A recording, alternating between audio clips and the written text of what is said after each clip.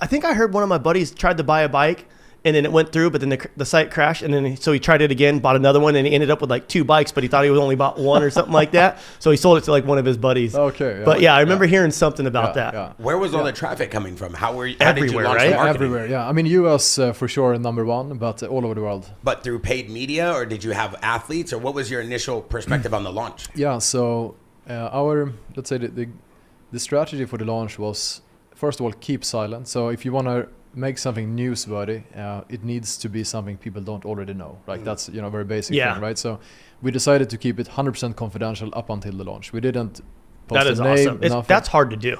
Super Because hard. when you work that hard on something, that's like your baby. Like you want to show it off, like, oh, look what I'm doing. But it's like to keep that under wraps, especially these days with social media. Like everyone posts something before they even have it. You know what I mean? So like for you to be able to do that, like good on you. And also because you want to kind of see, do people like what we do? No, like we took a full gamble. Like we believed in, we think this will be good. So we worked on it for years, and then because it's kind of, if you ask people along the way, it's nice to have some pointers, but we had to have a lot of confidence in that. So we launched, and then we did prepare.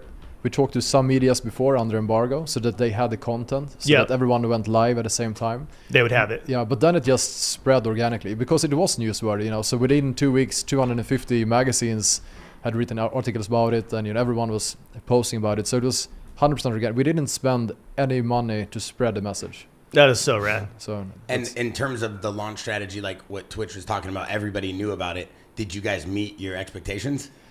Yeah, a lot more actually. So really? So good. Yeah, it was amazing because it changed, and that's a good thing. Why do you take pre-orders? Because you also need to know how many people wants to buy this product. You don't want to put out too many bikes and for sure.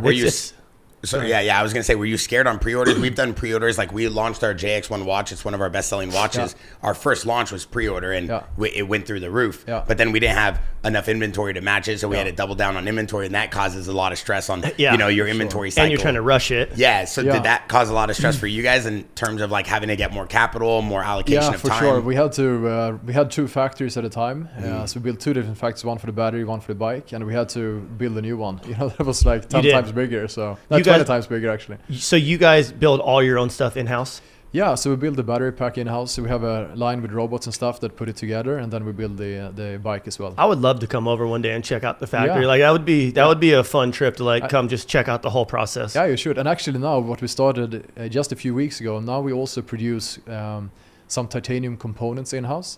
So we set up titanium 3D printers. So we're now mass producing our foot pegs ourselves. So no we way. get, titanium powder in the door and foot pegs out the other. So that's rad. Yeah, it's pretty cool.